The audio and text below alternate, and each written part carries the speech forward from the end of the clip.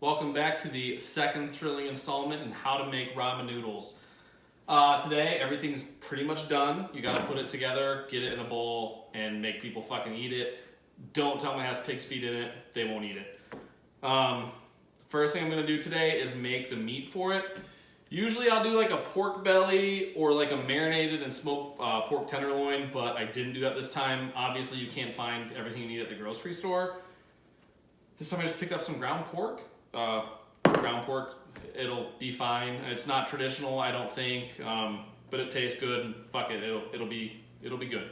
What I'm gonna do is I've got some onions, some garlic, a little bit of ginger. I'm gonna saute that in some hot oil.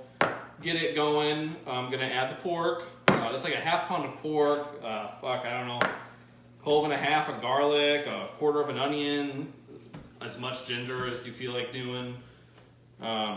So yeah, we're gonna get that cooked with that, and then once it's all done, I'm gonna add this to it: sesame oil, red chilies, and yeah, don't remember. So like sesame oil and red chilies, sure, and soy sauce. That's it.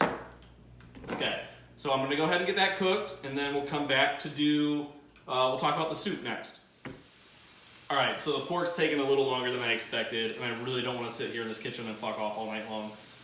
So now we're gonna just talk about the soup. There's not much to it. We did the soup yesterday. You learned how to make it. But as I said yesterday, thick. Soup's fucking thick, boy. It's like meat jello. It's good shit. The thicker it is, the better. I mean, again, thicker than a Snickers 2020. I like to party. As far as like for one bowl of soup, these are the bowls I use. I like to use fancy bowls because I'm making like a nice product, and I like to use a good bowl. So you don't want to put too much soup in the bowl because it'll overflow. I mean, that's common sense. I don't really need to tell you that. So usually with soup, I'll just do like, I don't know, I usually do like 2 ladlefuls. I mean, and really though, I mean, it's jello. So that's what you want. Don't think you fucked it up, that's perfect. 2 ladlefuls, a bowl. Then that way I have a little bit left over so I can eat fat boy lunch tomorrow. Not mad about it at all. Always make an extra portion of noodles because then you get to eat it the next day. So now that pot's full of that shit, we're gonna get on the stove and just let it kind of heat up while we're cooking everything else so that whenever we're ready to plate our bowls, it's done. So we'll come back and talk about some other shit here in a minute once I figure that out. We're coming back to soup for a minute because after I made that, Paige is in the background bitching about how thick it is and how she doesn't want to eat it and it's gross and this and that. But there's a reason why you want this. You want it to be thick, you want it to be heavy, because whenever you pick up a noodle, you don't want the broth just dripping off that noodle so you only get noodles. You want the noodles to be a vehicle for the broth. The thicker the broth, the more body it has, the better it sticks to the noodles. And then you can shovel it down your fucking gullet and you taste all of it, and it's just better. So that's why we want thick soup. If you don't have thick soup, you can thicken it up with like Knox gelatin, like it's just unflavored jello. If you remember me in high school, I had a huge mohawk and I used to put Knox gelatin in my mohawk to get it to stand up. That's a different fucking story, I was an idiot. But yeah, that's why we do thick soup. So thick soup, good. Thin soup, bad. Knox gelatin if you need to thicken it up. So, all right, I'm gonna burn some shit, so I'm coming back. All right, so your meat is cooked, and it kind of looks a little something like this. I'm gonna bring it to you. Nothing too crazy. You can kind of see what's going on there. Nothing, no big deal. I usually set it to the side in a bowl and just put a plate over it so it stays warm. Your soup's on the stove getting warm. And you've got your huge thing of water for your noodles. I like to use the huge pot of water, 1, because it kind of looks cool, and 2, because it accommodates this. This is a noodle basket. This is another great thing that Paige got me for, I think, a Christmas gift, birthday gift, I'm not sure, but it's great. If you don't have one of these, they're cheap on Amazon. Get one, or make your significant other get you one. Turn your microwave off, because that's annoying. You basically, what you do is you get your fucking big pot full of water, hotter than shit. You throw your noodles in your noodle basket, dunk them, and you got like, depending on the thickness of the noodles, somewhere between a minute and 2 minutes before they're done. while they're cooking, as soon as you get them in, you kind of want to give them it's kind of like an instrument or something. But you want to give them a good stir. And then once they're done, you bring this out and you do one of these and you make sure to get all the water out of the noodles. The last thing you want to do is dilute your soup with water. That's a huge no-go. So yeah, shake the shit out of it. We all know what's happening there. Not a good look. Shake the shit out of it, get the fucking water out. That's what you want to do. So we'll come back to noodles once they're cooked, and we'll kind of go through the plating process. So let's fucking go. We're almost done. All right, so I kind of skipped a step because I don't typically do it in this order. Usually when I'm throwing a ramen party, I'll get my noodles into the water to start cooking, and while I do that, I get the base of the bowl prepared so that once the noodles are done, I can throw the soup into the bowl, and then I can throw my noodles in it. But since we're kind of doing this on a video, I gotta fucking go rogue here. So what you want to do first is you want to get your bowls, your fancy bowls. Shout out to Target. Wife made me do that. You want to run them under hot water just to get the bowls kind of warmed up. You don't want to give somebody a cold bowl. It'll cool everything down real quick. So yeah, what you want to do is you want to take your Terra. Somebody in the comments told me how to say it right. They spell it out phonetically, but I'm still fucking stupid, so I'm going to have to YouTube it later and figure out how to actually pronounce it. But you want to get that, and I like to get a good dollop, like I don't know, like a golf ball size maybe. Sure, if that is what a golf ball looks like. I don't play golf that often, but you get it. And you want to plop her right in the bottom of the bowl there. You want to do that in both your bowls or however many bowls you're going to be doing. That one's a little excessive. That shit's salty, and if you overdo it, you can add a lot of fucking salt to your bowl real quick. The soup itself, which I'm actually getting too fucking hot, doesn't really have any salt or anything in it that's gonna give it a whole lot of flavor. It's more just for body, and again, you're using these ingredients to give it the flavors that you're looking for. So after that, then you're gonna get your aroma oil. I like to do like I don't know, whatever kind of, like a soup spoon. I like to do maybe, I don't know, like a soup spoon's worth. You don't want to overdo it because it'll make shit real greasy real quick. That was actually a little under, but you get the idea. But yeah, you just want to layer that shit in there. And then what you're going to do is you're going to cook your noodles. While the noodles are cooking, you're going to pour your soup in here. I'm sure everybody does this differently. I'm probably doing it wrong, but I do it the way that works for me. And then you're going to whisk the soup and these ingredients together so that they're one. So I'm going to cook some noodles, get some soup put in these bowls, and we'll go from there. So we'll be back. So we have cooked our noodles, we have put the seasoning in the bottom of the bowl, we have put the broth in, we've whisked the seasoning into the broth with that fancy whisk I had yesterday. Now we're gonna put everything together and top it. Everybody does things differently. There's traditional, there's non-traditional, there's again, this is basically cooking however the fuck you want. You just do it. It's fucking good, so it's kind of hard to fuck it up.